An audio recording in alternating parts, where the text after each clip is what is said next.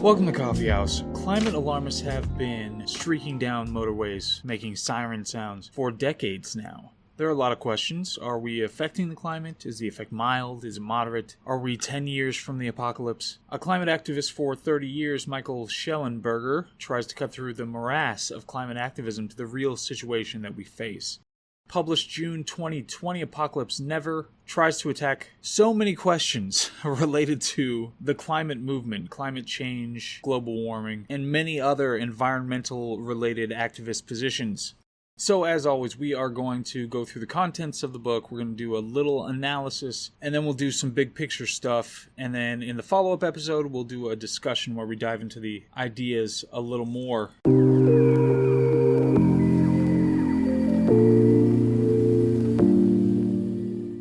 So in the introduction, first, he talks about Extinction Rebellion, which will make repeated appearances throughout the book. Extinction Rebellion is a climate activist group.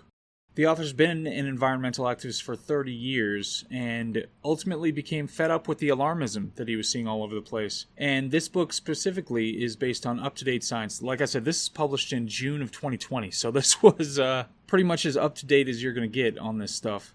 It's not the end of the world is the first major substantive chapter. So we had certain hilariously owned yesterday members of Congress who were saying that the world was going to end in 12 years because he or she misread a headline or two. But of course, this is something that has not been said by the IPCC.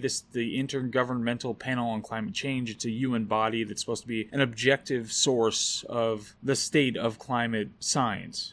No IPCC report has reported these apocalyptic predictions that you see all over the place related to the climate. And technology, not climate change, is the most important thing when we're talking about what to do about the climate. And the effects of what's going to be happening to people as a result of anything that might happen with the climate. And flood control systems, apparently this is a really important thing, especially in developing areas, is irrigation systems that can deal with flooding. It's something that causes a lot of damage, and it's something that's very preventable. So again, development is the big idea here. Most of the time, it's journalists who are catastrophizing using just really basic understanding of the information that's coming out. And then that gets amplified by activists, and then suddenly you've got, one side of the political spectrum that is just screeching. It's not even necessarily the average adherent's fault. It's something that's amplified by celebrities because it's their pet thing, celebrities who have to sublimate the fact that they have way more power and wealth than everybody else, so they choose a cause, and the climate's really just kind of the easy one. We go into California fires and how fuel accumulation over time and the fire suppression over time are real confounding factors when it comes to the intensity and likelihood of California fires. We just had those, of course, very recently. And what did California management do? They blamed climate change. It's hilarious how often they will blame something that's so just diffuse and you can't really prove one way or the other, rather than the things that were obvious and should have been taken care of. But Extinction Rebellion, this activist group, they will give talks specifically to children. And this is something that is kind of very new for America, at least. We used to have kind of a politically neutral method of teaching our children and an encouragement to be skeptical of whatever information they're imbibing, day in, day out. But the propagandizing has been kind of the modus operandi that's been changing over the course of the last few decades. Just as I was getting out of elementary school and middle school and high school, I started seeing it a bit in undergrad, and now it's just the mode. It's what they do. There was this article that said that there were 10 years until the climate apocalypse, that we only had 10 years until the whole thing was going to collapse. And it was published in 1989. The reality is that emissions actually peaked in the 1970s, and that it's been on a decline since then, general decline since then. And even I looked at the numbers more recently, and that's kept up in the United States, at least. And this was thanks mostly to the shift to natural gas and coal and nuclear energy, instead of other types of energy, which will come into play as we go along. The next chapter, Earth's Lungs Aren't Burning. This is about a fire in the Amazon, alarmism. So there were a bunch of photos that were being shared by celebrities, and it turned out that those photos were not actually of the Amazon burning. Something that keeps repeatedly happening is that developing nations aren't given the same latitude when it comes to their development as developed nations had when they they were developing. So something like deforestation. We had mass deforestation and in the United States and in Europe and in other places where they were able to cut out a whole bunch of that so they could develop in those areas and use the land for different means. But in developing nations, this is something that now Western mature nations are putting a lot of pressure on them to not deforest, to not use them in particular ways because they're saying that, oh, you're hurting the climate or whatever. But so that means that they have way fewer resources to be able to become a mature economy and develop infrastructure that's necessary and use their land in a way that's most efficient and all that stuff. They have less opportunity to do that because they have these big countries that are telling them they can't because they're hurting the climate.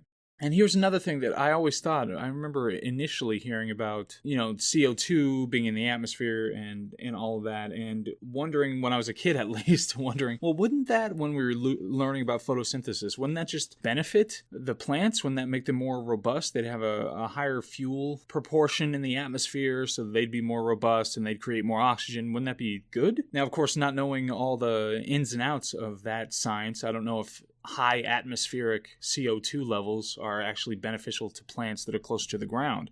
But this particular author talks about how higher CO2 levels do increase plant growth, and higher temperatures in general increase plant growth. So you have this balance, this give and take that usually occurs. That's how our planet's set up.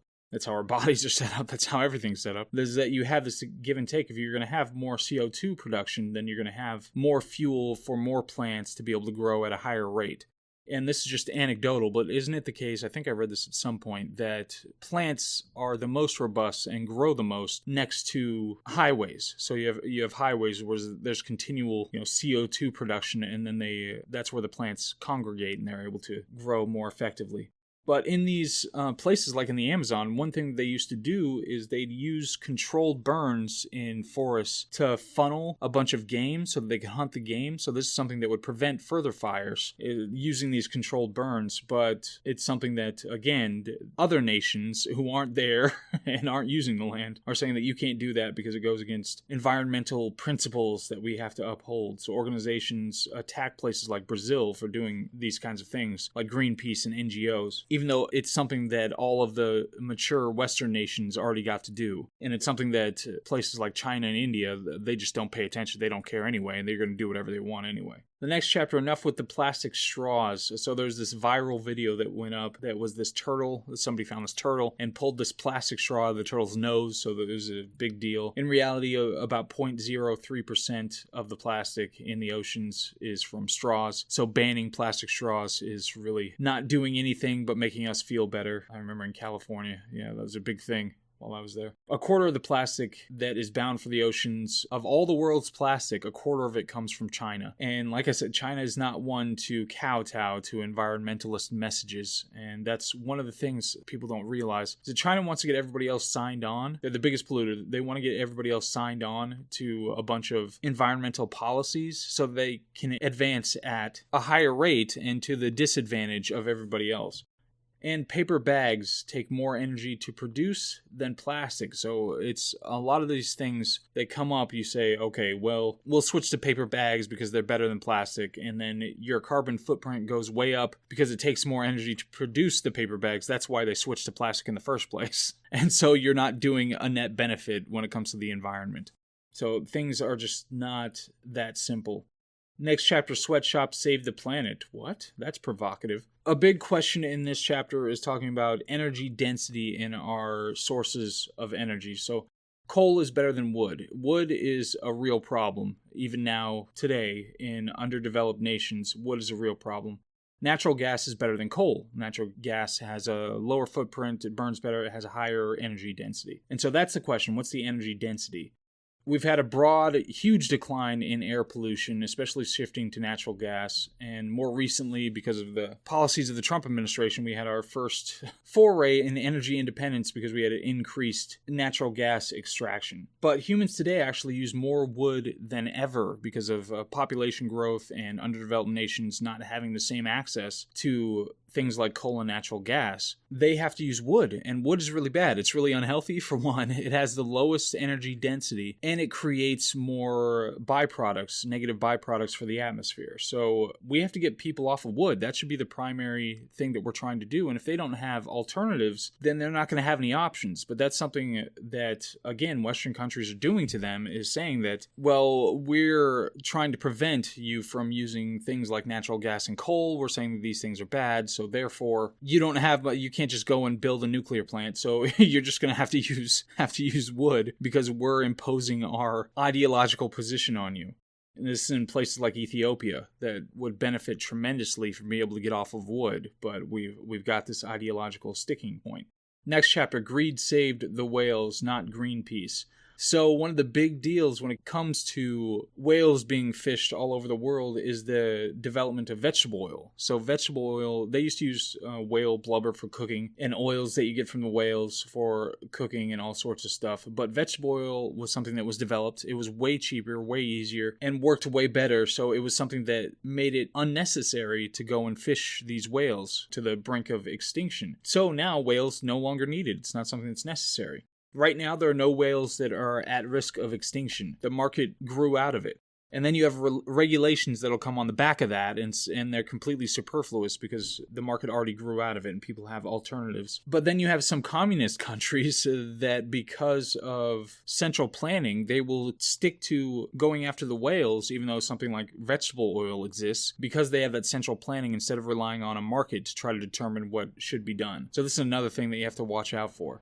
Next chapter, have your steak and eat it too. This is about meat. So apparently, if we all became vegan today and stuck with it, it would lead to a 2.6% reduction in emissions. 2.6. So that's if every single person became vegan, not just vegetarian. Apparently, 2 to 4% of people out there are vegetarian or vegan, but meat production has roughly doubled since the early 1960s. There's always the question, of course, of free range. You know, that's the joke when you're at a restaurant. I remember there's something in, Portlandia, where they had to go actually meet the chickens and see how they were doing before they tried them. But pasture beef or free-range beef actually creates more carbon emissions because of the diet and the lifespan of that kind of beef. Not only that, but if we converted to free range, then it would require much more land than is used in the factory system that we use today. It's much more efficient for the factory system to be used. Then there was a big fat surprise. So, of course, you heard when we were kids that high saturated fat was really bad for you. Saturated fat was the bad one, and you shouldn't have it and just load up on carbs. But more recent scholarship has suggested that high saturated fat has either no impact or it's beneficial. It's not dangerous.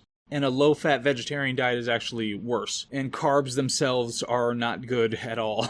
At least high amounts of carbs. And the author even talks about how he tried to go vegetarian, and I know Sam Harris, even though Sam Harris is a douchebag now, he went vegetarian too, but they experienced lightheadedness, and they had trouble thinking clearly, and they were tired all day. Their energy levels were really bad when they went without meat, when they tried to go vegetarian, so they had to reincorporate meat. But there's a big link between vegetarianism in general and your instinct to feel disgust. So your sensitivity to that, just emotion or that reaction, just disgust in general, will determine whether you're likely to be vegetarian or not. And he suggests that ethics of meat is not anything someone should be dogmatic about. Of course, there's the obvious point that out in the natural world, animals are being killed all over the place, and it's likely just a subjective response that doesn't have anything to do with whether you're trying to figure out the morality of killing animals. It's really just a subjective distaste for the thing that's happening. Like, oh no, it's cute, so I don't want you to do that, rather than some kind of a real, objective, consistent look at what's going on and whether we should be doing it. So dogmatism in that area is likely emotionally driven and not something that should be occurring when it comes to the ethics of meat. 90% of climate scientists are vegetarians, so the question is, okay, is there a ton of bias? You know, it's just like when I was doing a lot of research when it came to the writing of the Bible and whether it's trustworthy, all that sort of thing, how it came to be, and how much history is actually in it. The vast majority, you know, virtually everybody was a Bible-believing Christian who was doing the scholarship on, you know, biblical exegesis. So you have to wonder, okay, how many of them are actually going to be objective on what's going on here? And the same thing when it comes to climate scientists and vegetarianism. there were these turkey farmers who don't even talk to environmentalists anymore, because initially they thought it would just be, okay, we're trying to figure out the most humane way to be able to do this sort of thing, but they don't even want to talk. They just want to shut all the turkey farmers down, and they have no idea how the world actually works. So it's just this weird, dogmatic, ideological thing for them. And meat itself requires less land than farming. In Argentina, they actually reduced land use for beef by 99.7% by shifting to the factory system of meat production. 99.7% less land use that they can use for other things, build parks or whatever, or develop, because they shift to the factory system. So it's not so simple as to say that, oh, well, it just seems wrong, so let's go ahead and not do that. There's a lot more going on here. Next chapter, Saving Nature is Bomb. This is about nuclear power. So there were all these things coming out about nuclear power, a few decades ago that said that there's a negative learning curve when it came to nuclear and that it was really dangerous. And you had things like Chernobyl and Fukushima, and those were used as examples to say that we should not be dealing with nuclear power. But the reality is that nuclear power actually has a very low mortality and a low radiation level. Fukushima killed nobody. Chernobyl, is my understanding, that killed a few. But relative to others like gas spills actually kill way more than nuclear ever has over time. So the death toll is vanishingly small. In all the history of nuclear power, it's just over 100 people. And it's the highest energy density out of the things that we have readily available to us. It's also the safest way and most reliable way to make electricity. Now, we have a lot more nuclear power plants than I ever realized. For some reason, I was under the impression that they were banned in the United States and we didn't have any. Maybe there was one in Texas or something.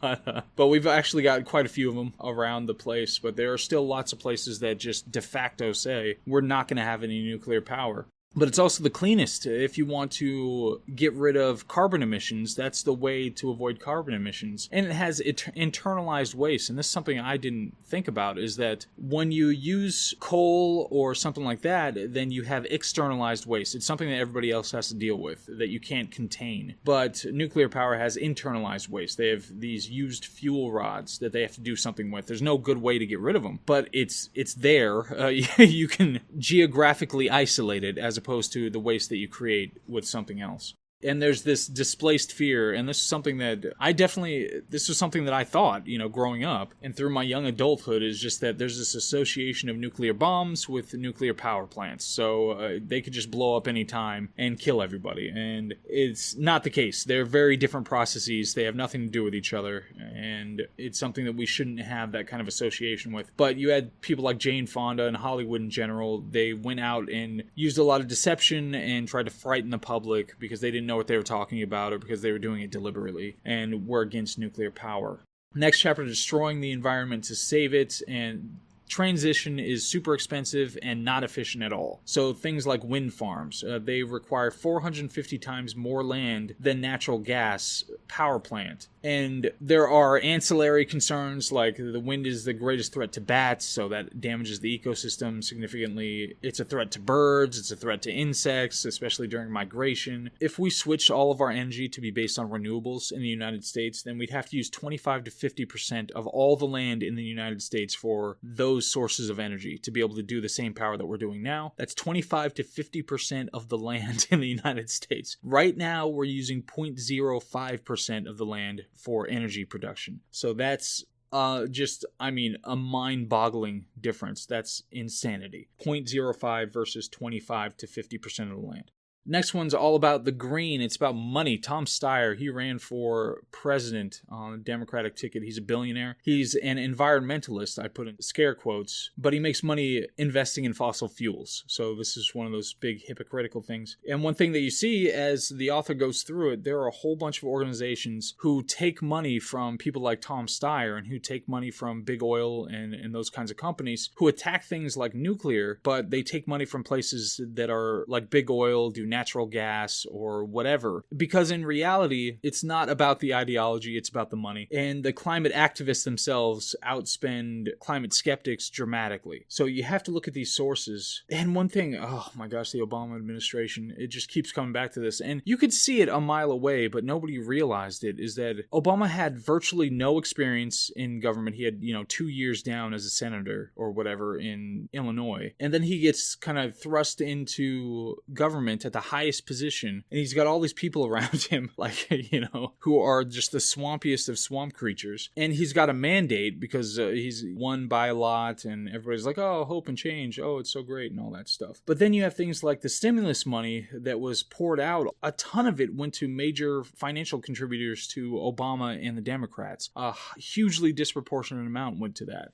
But so you have to look at where this stuff is going. You have to look at the sources of funding for these groups, and you have to look at what they're actually saying and what they're actually attacking and whether that is likely to benefit some powerful interest in the background.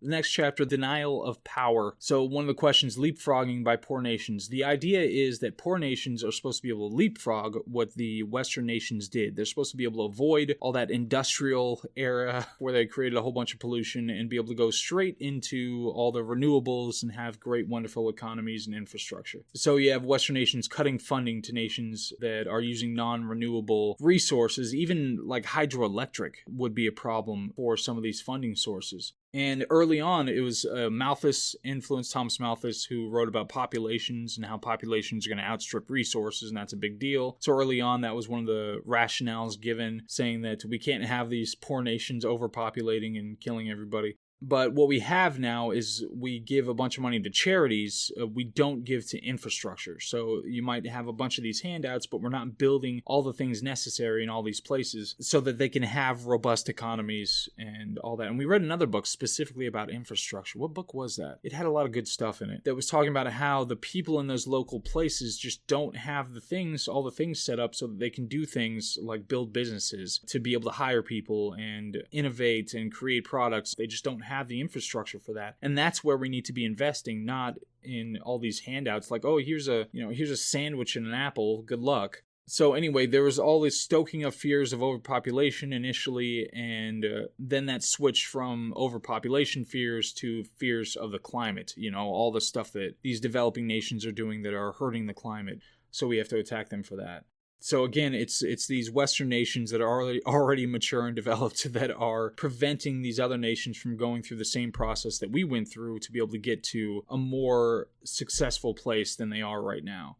Next chapter, false gods for lost souls. And there was this polar bear video. I remember seeing this. It was heartbreaking seeing this thing, but it was supposed to be emblematic of, polar bears suffering because of climate change. He looked all haggard and horrible and like he was just about to die and he couldn't find food and he's been starving for, weeks, all that kind of thing. But there was no evidence that it was because of climate change. It was a bit of misinformation that was thrown all out there and inflamed people. So like we said early on, the IPCC has specifically said that these are the issues with the climate, it's manageable, these are the things that we need to do, and then that gets switched to apocalypse. The journalists exaggerated, the activists exaggerated. The death toll from environmental problems is declining rapidly and has been. The wood fuel buildup actually matters more than anything related to general climate change. We have to get rid of wood fuel in a lot of these places. And it has become, this environmental activism has become this new religion. It meets the same needs as other religions. And then there's this sign off about nukes being a memento mori. It's something that is just emblematic of death to us in general. And we have to get that association away from nuclear power because it has nothing to do with it. And then gorillas, I thought this was a good point, is that we don't need to save the gorillas because we're on the verge of an environmental apocalypse. We need to save the gorillas because they're cool and we like them. So I think that's simple enough. You like looking at parks, you like trees, you like biodiversity. It doesn't have to be the apocalypse to want to protect these things. And we can be more rational and objective about doing it if we stop talking in Jeremiads and we're always on the verge of an apocalypse. Then there's an epilogue that specifically says, stand up for nuclear. Nuclear is a big deal. It's the most efficient way to power our needs without hurting the environment. Remember, this person is an environmental activist and has been for 30 years and is just trying to get rid of this alarmism. So nuclear is supposed to be the best alternative when it comes to trying to create power efficiently. And there's a difference. He wants to emphasize environmental humanism, which takes into account the effect that it has on people. So it's not just environmentalism at all costs, no matter what it does to our economies and what it does to people in general, but taking people into account, what can we do to have the best possible situation while still saving the environment to the extent that we possibly can. And this over apocalyptic environmentalism, which is what's being spouted and being used and abused for political purposes and try to get money and all sorts of other things. So that's the book.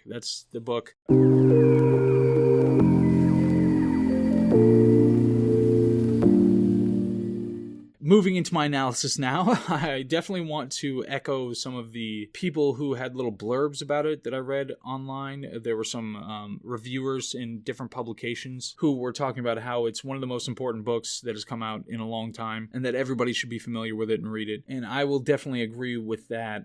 These are, and I'm seeing it so much more and more. Tom Sowell was the big one. When I read his books and I see, oh my gosh, I've been lied to for so long. It's all this simplistic thinking has just been downloaded onto me because I just hear it over and over and over again. It's just repeated over and over again. And that was something with environmentalism that was the same thing. I just towed the party line, the liberal party line, for a couple of decades without even thinking about it until I really wondered whether the numbers about, how many scientists thought the world was going to come to an end because of the environment. I wondered whether that 97 or 99% or 97%, that statistic that you always see, whether that was actually saying what it was saying. And then when I looked into it, it wasn't anywhere near what anybody was saying. It was just saying that they thought that human beings affected the environment, but it was being used to say that all these scientists think that we're on the verge of, environmental collapse and we have to do something today to fix it. But then going all the way from that into this, now this really clarifies so much about the way all of this has worked, and especially reading what was supposed to be the most trenchant takedown of this book. I mean, it wasn't even close. It was amazing just how bad the counter-arguments were and how little they actually tried to deal with the arguments themselves and how much ad hominem attack there was. So I really appreciate having something like this that really puts together, where it really is without just sacrificing the activism or, environmentalism in general. It didn't just say that we shouldn't do that at all. It said, here's the best way to do that. And here's why all this alarmism is a real problem. So it seemed reliable to me. It was repeatedly concerned with tracing the sources of evidence. That was kind of the modus operandi throughout. So it would challenge statistics by going to the source of the statistic. And the guy's still an activist, like I said. It's just being a sensible activist instead of being an insane one who's just ideologically deranged. And so that was really encouraging. And like I said, the attack article was completely off the rails. It's hysterical. So it suggested even more that so much of this book is accurate. Now, obviously, there are a lot of claims in here that can be reviewed, and you make sure that they're as accurate as possible and not being manipulated in some way. But to me, it seemed like it was concerned with accuracy and trying to be as objective as it could. Because it would have been really easy if all these things were totally wrong. It would have been really easy for this other reviewer who's a complete rabid activist to be able to take all the specifics down, but they didn't do that. So big ideas, the treatment of developing countries, not allowing them to go through the transition to build the infrastructure that they need. Big idea, important thing. And I don't know if Western countries are doing that deliberately to try to keep them down. But whatever the case, it's a big idea that has to be addressed. The attack on nuclear, the fact that nuclear isn't what it's been sold as, throughout in popular culture, that's a big idea that needs to be disseminated throughout. And the inefficiency of renewables, I already kind of knew about this, but the importance of land use considerations, that's not something that I really took into account, is that you really have to consider how land is being used and whether it's being used efficiently. And the fact that if you switch to all renewables, you'd have to use so much more of the land to be able to get that done because they're so inefficient. And it's hilarious to think because obviously one of the most recent things was that California had all these rolling blackouts, and California was trying to get way ahead on the renewables train, and they had all these rolling blackouts where they end up having to spend way more on power because they can't get it from their renewable sources. And they also have all these brush fires, and there's like a fire just rolling across the 110. It was insane. So they want to try to stand on their ideological derangement, but reality will hit you pretty hard, and I think that's a lot of the reason why so many people are leaving California. I really can't wait until that just turns into Thunderdome, and everybody who's worth anything has already gotten out of it. And, Hollywood, this is not the time for Hollywood to be taking such a dive, because they really need them. California, that is, needs them desperately. So I'm kind of inclined to just not support Hollywood at all so I can see California just be done with, because that place is ridiculous.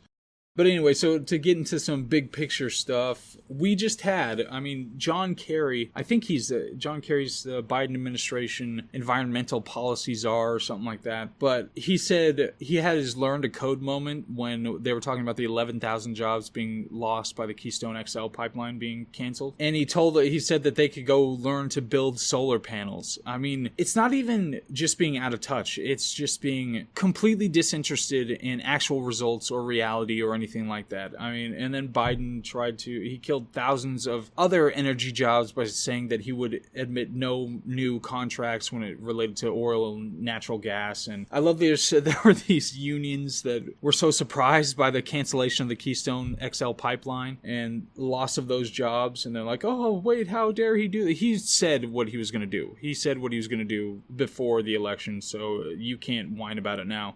But it's really not about results. It's about consolidating power, and just look at everything that the Biden administration is doing and just think, okay, does it really actually help any American? Is it really doing anything for American people? Because it's not about results. One thing that I heard somebody say recently is that Democrats don't like to govern. They don't want to govern. That's not what they're trying to do. They just get in there to try to consolidate their own power. Under the Trump administration, we had energy independence, we had lower carbon emissions despite cutbacks on regulations and leaving the Paris Climate Accords. Now we are here. Now we're here. So I think from here, though, we need to really demand environmental humanism, that you balance those things and reject the catastrophizing that goes on. It's always this emotional appeal that it's almost the end of the world and how dare you and all that nonsense. And we need to reject that line, period. Anyway, so thank you for listening to KawFee Haus. And that was Apocalypse Never, Michael Shellenberger, I think his name was. And so that was one of the big ones for sure coming out of 2021 that we're reading in 2021 so far. And it's something we're going to have to return to. I'm going to have to do a recap of the important books. And I should do that for 2020 just so we can go back over a lot of the ideas. Because we are taking in so much information at this point. It's ridiculous. For any one of these books, we could do a whole year just talking about different points throughout the book and discussing each one of those ideas. But we're just doing, a book and episode and discussion. So thank you so much for sitting with me and going through that whole thing. And thank you for anybody who's been listening. And I will see you on the discussion. Hope all is well. Bye.